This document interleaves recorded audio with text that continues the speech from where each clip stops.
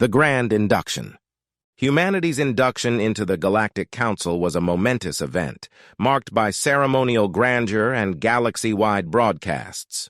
The diverse peoples of Earth reveled in the promise of a united interstellar future. The Council, a centuries-old coalition of advanced civilizations, had recognized humanity for its rapid ascent in the cosmos and its undying spirit of exploration and innovation.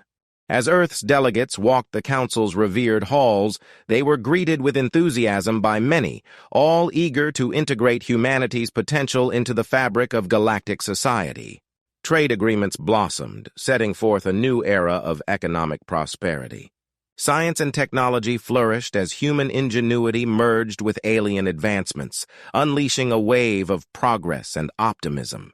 Yet, beneath this veneer of cordiality and cooperation, there brewed a silent storm of resentment and fear. Several elder races of the Council, who had watched the rise of humans with wary eyes, now saw them as upstarts, disrupting a delicate cosmic balance. Jealous of humanity's growing influence, these factions quietly sought to maintain their historical dominance. Shadows of dissent. Strategically, the elder races began sowing seeds of division, manipulating events to cast doubt on humanity's intentions. Incidents were staged and blame was cast, all designed to tarnish the reputation of Earth's representatives. With every diplomatic incident, the threads of trust were pulled, gradually fraying the fabric of the alliance. While humans continued their outreach with characteristic hope and drive, the Council's shadowy corners whispered of Earth's undue ambition.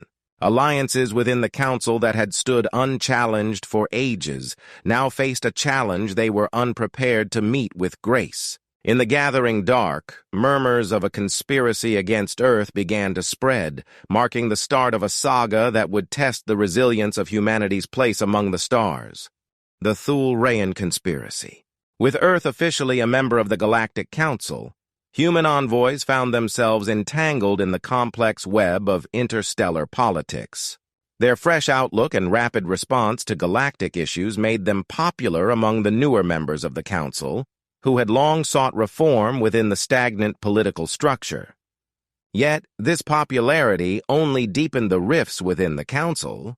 The ancient civilizations that made up its core saw humanity's ascendancy as a threat to the old ways. Behind closed doors, a faction led by the enigmatic Thul began to conspire against Earth, planting the seeds of humanity's downfall. This cabal orchestrated a series of accidents and incidents across human space, framing them as negligence on the part of Earth's governance. The fractured alliance. Secret pacts were made and agreements were struck in the dark, all aiming to undermine humanity's standing within the Council. As Earth's envoys worked to navigate through these troubles, their every move was watched and often obstructed by bureaucratic maneuvering. The Thulrians, skilled in the art of subterfuge, leaked false communications and reports, painting the humans as aggressors and violators of Council law.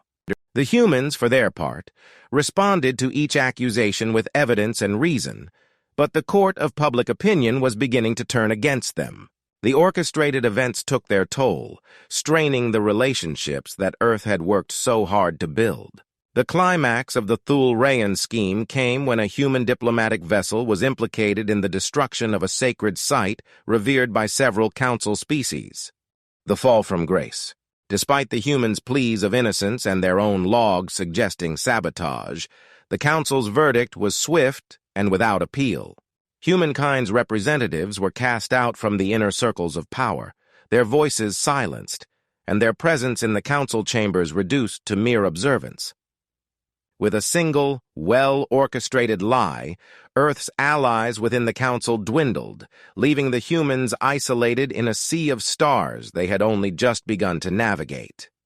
The indictment was unexpected and severe. Earth, whose endeavors had been driven by a thirst for knowledge and unity, now stood accused of the gravest crime in the Council's statutes, initiating aggression against a member species. Evidence, falsified yet convincing, was presented before the Council, implicating Earth in an unprovoked attack on a Thul outpost. The rallying cry. Humanity's delegates, staunch in their defense, were met with cold indifference. The trial was a spectacle, a performance orchestrated by their accusers. Each piece of proof the humans offered was dismissed. The council's once receptive members turned a deaf ear, swayed by the deceitful narrative woven by their conspirators. The swift judgment that followed branded Earth as a rogue civilization. Sanctions were imposed, curtailing human exploration and trade. Diplomatic relations soured, and former allies withdrew their embassies, fearing repercussions from association with the newly pariah Earth. Amidst the turmoil, Earth's ambassadors issued a final statement, their voices resonant with a mixture of indignation and warning. Rising defiance. "We are not the aggressors you have been led to believe," they declared. "But make no mistake, we will defend ourselves. To those who stand against us, run while you still can." This message rippled through council space, a stark departure from humanity's usual diplomatic stance. It spoke not of submission, but of a quiet, simmering strength waiting to be unleashed. Back on Earth, news of the betrayal ignited a firestorm. Unity, not seen since the early days of space exploration, rekindled among the nations of the world. The prospect of standing alone against a galaxy of enemies bound humanity closer than ever. Earth's governments, military, and citizens readied themselves for the repercussions of the Council's decision. The sentiment was not fear, but a resolute determination to face whatever challenges lay ahead. The Embargo and the Armada. The Galactic Council's ruling echoed through the cosmos, leaving Earth's interstellar aspirations in tatters. As trade embargoes took effect, vital resources from across the stars dwindled. Human outposts on distant moons and planets found themselves cut off from support, left to fend for themselves against a galaxy that had suddenly turned hostile. Earth's once bustling spaceports quieted, the flow of alien visitors and traders reduced to a trickle of smugglers and those few who dared to defy the Council's edicts. The flourishing exchange of culture and technology that had marked humanity's entry into the Council was replaced by a stifling blockade. In the face of this backlash, Earth's leaders refused to bow to despair. The Earth Defense Force?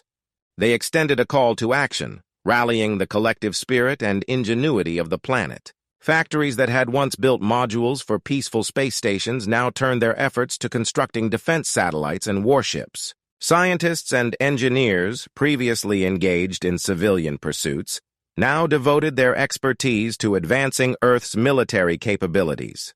The response from the human military was equally swift and decisive. Fleets were mobilized, defensive perimeters around Earth and the Moon were reinforced, and every possible scenario was wargamed by the brightest strategic minds humanity had to offer. As Earth fortified its defenses, the Council watched with wary eyes. Their aim had been to constrain humanity, to pull the reins on a species advancing too quickly for their comfort. Instead, they had forced Earth's hand, compelling humans to demonstrate their capacity for war as much as they had for peace. The Galactic Reckoning. The human diplomats, once emissaries of exploration and friendship, were now messengers of a grimmer reality. They traversed the space lanes, warning those who had supported the sanctions to reconsider. "Run," they said. "For Earth will not yield its sovereignty nor its right to the stars. We will stand strong against you and with you, but we will stand."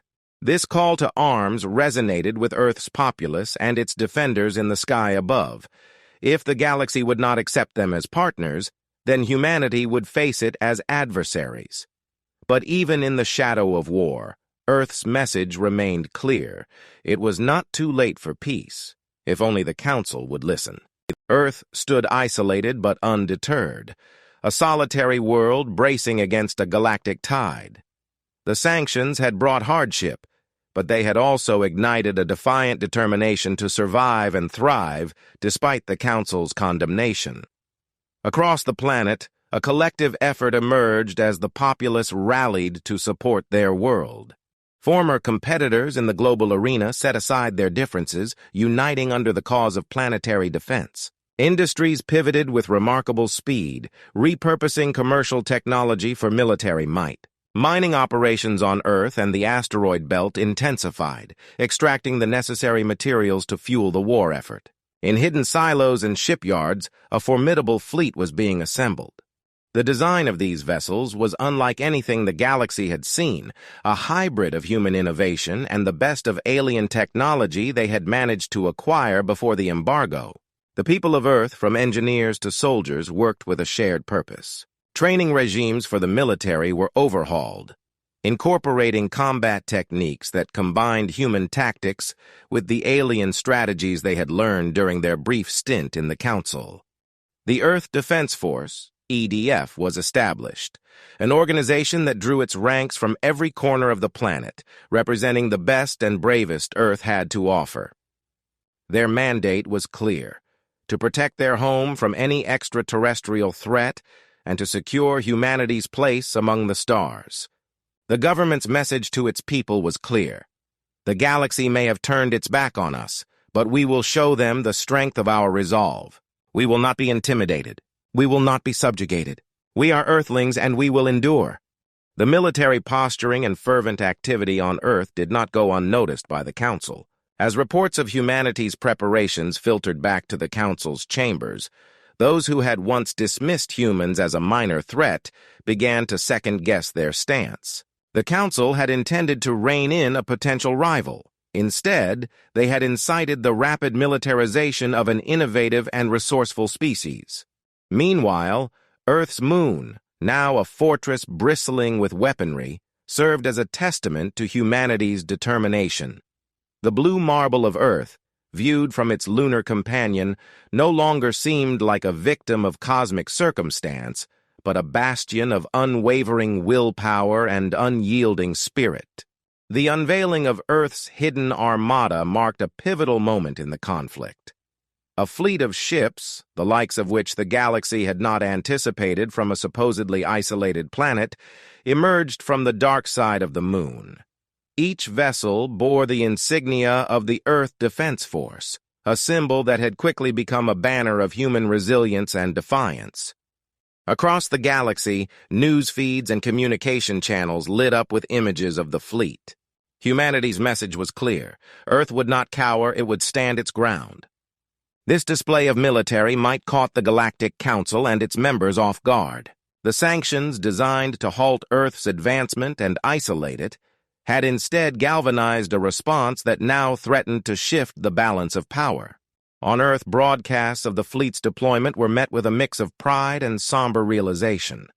The world had united not just in defense of its home, but in a declaration of its right to exist as an equal among the stars. Families gathered around screens, watching as the ships maneuvered with precision, a ballet of metal and might against the backdrop of space. The EDF strategy was multifaceted. While showcasing their newfound strength, they also launched a series of probes and unmanned vessels equipped with advanced stealth technology into key strategic locations across Council space. These probes served dual purposes, gathering intelligence and serving as a silent reminder of Earth's reach and capabilities. Within the Galactic Council, the reaction was mixed. Some members, particularly those who had pushed for the sanctions, called for immediate military action against Earth, fearing that allowing humanity to grow stronger would only invite future conflict. Others, recognizing the strategic and technological prowess Earth had demonstrated, suggested opening channels for negotiation, wary of escalating a conflict with a species that had proven both resourceful and unpredictable. The Thul Reans, architects of the conspiracy against Earth, found themselves in a precarious position. Their efforts to undermine humanity had backfired, propelling Earth to a status they had sought to prevent. Now they faced not just a military challenge, but a political one, as their influence over the Council waned. As Earth's fleet patrolled the edges of human space, a series of clandestine meetings took place among the galaxy's powers. The prospect of open war with humanity, with its unforeseen consequences, weighed heavily on the minds of all. Earth's demonstration of might had shifted the narrative from one of victimhood to one of deterrence, changing the course of the conflict in ways that none could have predicted. While Earth's military preparations and display of might captivated the galaxy's attention, a different kind of warfare was unfolding in the shadows.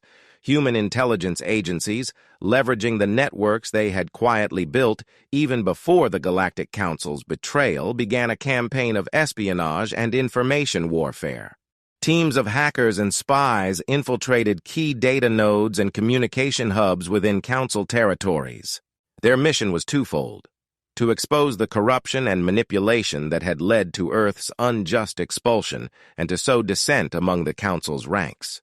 One of their first major successes was the leak of a cache of communications between high-ranking Thul Rean officials and their operatives in the Council. The documents revealed the depth of the conspiracy against Earth, including fabricated evidence and bribery of key witnesses. As these revelations spread across the galaxy, the credibility of the Thul Reans and their allies began to crumble. Simultaneously, Earth's agents worked to bolster the voices of those within the Council who had remained sympathetic to humanity or who had grown disillusioned with the Council's direction. Secret meetings were arranged, and plans were laid for a coordinated effort to challenge the ruling factions from within. The Galactic Council found itself in a state of turmoil. Protests erupted on multiple member worlds, calling for transparency, reform, and the reinstatement of Earth. The leaked documents had ignited long-simmering grievances among various species who felt marginalized or manipulated by the dominant powers. Within the Thul Rean Empire, the exposure of their leaders' machinations led to internal strife. Factions within their own society, previously unaware of or opposed to the aggressive stance against humanity, began to question their leadership's decisions, fearing the repercussions of a war with Earth. Earth's strategy of subterfuge extended beyond political disruption. They also targeted the Council's military assets, feeding false intelligence that led to misallocated resources and weakened defenses. These actions didn't just aim to undermine the Council's ability to retaliate against Earth, but also to demonstrate humanity's capabilities in asymmetric warfare. As the Galactic Council grappled with these internal crises, Earth continued to strengthen its position. The message was clear. Humanity was not a passive victim in the galactic arena, but a formidable power capable of defending its interests through both overt and covert means. The campaign of subterfuge, while risky, had managed to achieve what direct military confrontation could not. It fractured the unity of Earth's adversaries, giving humanity the upper hand in the struggle to reclaim its place in the galaxy. The campaign of subterfuge had profound effects across the galaxy, loosening the once iron grip of the Galactic Council's ruling factions. As revelations of corruption and manipulation came to light, the Council found itself embroiled in scandal and infighting, undermining its authority and effectiveness. Amidst this chaos, Earth seized the moment to initiate diplomatic overtures to those civilizations within the Council that had become disillusioned with the status quo. Utilizing back channels and leveraging the goodwill earned through their intelligence revelations, Earth's diplomats worked tirelessly to forge new alliances and rehabilitate humanity's image across the stars. Simultaneously, Earth's newfound allies, both from within and outside the Council, began to openly challenge the sanctions imposed on humanity. They called for immediate talks to address the grievances and rectify the injustices that had been perpetrated against Earth. As these voices grew louder and more numerous, the Council was forced to convene an emergency session to address the crisis. The session was tense, with the assembly divided between those seeking to maintain their dominion over the galaxy and those advocating for reform and reconciliation with Earth. The human delegation, invited to speak, presented a compelling case, not only defending their actions, but also outlining a vision for a more inclusive and cooperative council that could truly represent the diverse interests of the galaxy. The turning point came when several key members of the council, swayed by Earth's arguments and the mounting pressure from their constituencies, broke ranks with the traditionalist factions. They publicly acknowledged the injustices against Earth and called for the lifting of sanctions and the restoration of Earth's full membership in the Council. As the Council voted to implement these changes, the news was greeted with jubilation on Earth and among its supporters across the galaxy. The tide had turned, not through force of arms, but through diplomacy, intelligence, and the indomitable spirit of humanity. However, the victory was not without its challenges. The Council, though reformed, remained a complex web of interests and agendas. Earth's place within it was more secure, but the path forward required careful navigation to prevent old rivalries from flaring up anew. The aftermath of the conflict saw the Galactic Council undergoing significant reforms aimed at preventing the kind of manipulation and betrayal that had sparked the crisis. Earth, with its diverse cultures and innovative spirit, became a key player in shaping the future direction of the galaxy, advocating for unity, exploration, and shared prosperity. As the dust settled, humanity looked to the stars with renewed purpose. The ordeal had taught them the importance of vigilance and the value of alliances, both old and new. Earth had not only defended its right to stand among the stars, but also emerged as a beacon of hope for a more collaborative and peaceful galaxy. With Earth's reinstatement into the Galactic Council and the dawn of a reformed assembly, the tensions that had simmered beneath the surface evolved into open conflict among the stars. Not all were pleased with humanity's ascension and the shift in power dynamics. A coalition of dissenting species, led by the remnants of the Thulian Empire and their staunchest allies, refused to acknowledge the Council's decision, sparking a series of skirmishes along the border systems. These battles were not just about territory. They were a test of the new Galactic Council's resolve and Earth's place within the interstellar community.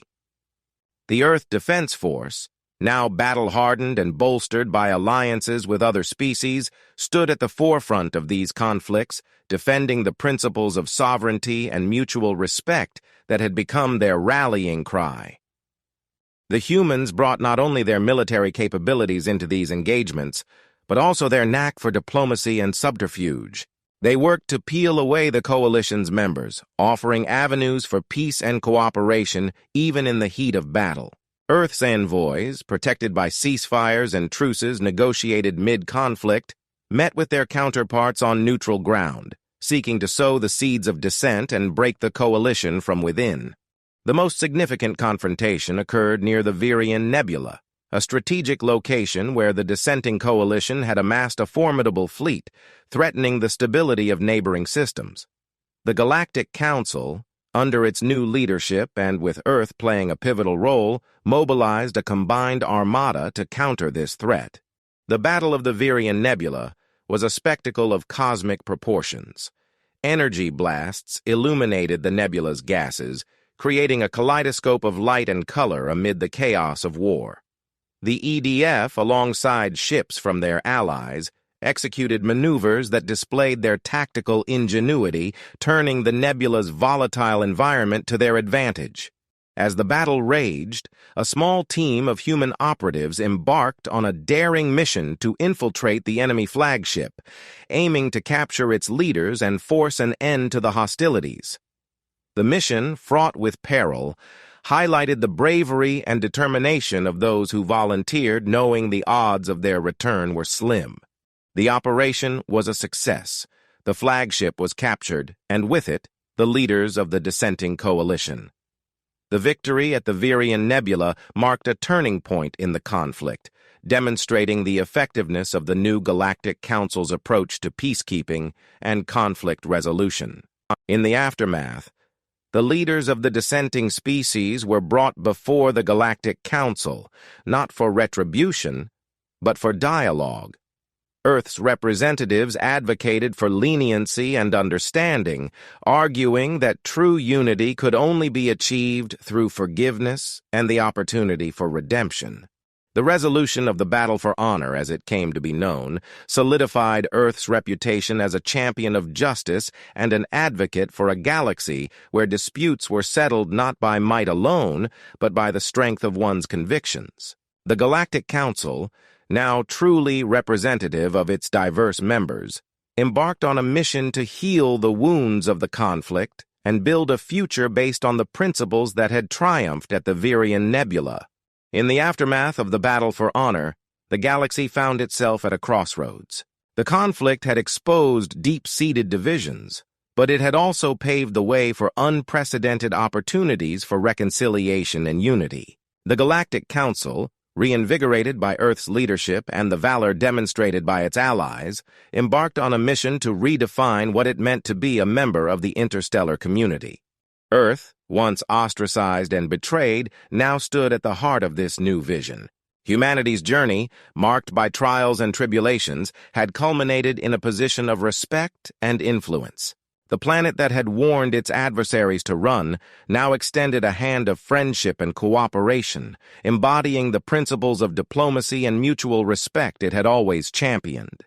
The reforms initiated by the Council focused on transparency, equity, and collective security. Mechanisms were put in place to ensure that no member could wield undue influence or subvert the Council's mandate for personal gain. The Galactic Assembly was established, a body where every civilization, regardless of its power or prestige, had a voice. Humanity's role in these changes was pivotal.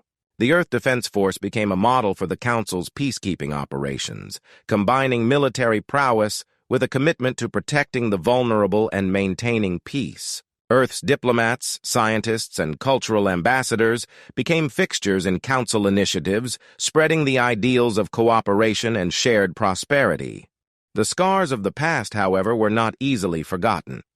The galaxy was still healing, with some worlds struggling to overcome the damage wrought by conflict and betrayal. Earth, led by example, offered aid and expertise to those in need, fostering a sense of galactic solidarity that transcended species and borders. As the first anniversary of the Battle for Honor approached, the Galactic Council declared it a day of remembrance and celebration, a moment to honor those who had fallen and to celebrate the enduring spirit of cooperation that had emerged from the ashes of conflict. Across the galaxy, beings of all species observed the occasion, a testament to the unity that was now within reach. On Earth, the day was marked with ceremonies, reflections, and a collective gaze towards the stars. Humanity had once looked upon the galaxy with a mixture of wonder and apprehension, uncertain of its place among the stars. Now, they faced the cosmos as equals, as leaders in a community bound by shared values and dreams. The story of humanity's ascension and the transformation of the Galactic Council inspired countless others across the galaxy. It was a tale of resilience, of hope, and of the unyielding belief that even in the vastness of space, unity was not only possible, but essential. As the celebrations faded and the galaxy returned to its daily rhythm, the work of building this new future continued. The path ahead was uncharted, filled with challenges and opportunities alike, but Earth and its allies moved forward with the confidence of those who had faced the darkness and emerged into the light of a new dawn for the galaxy.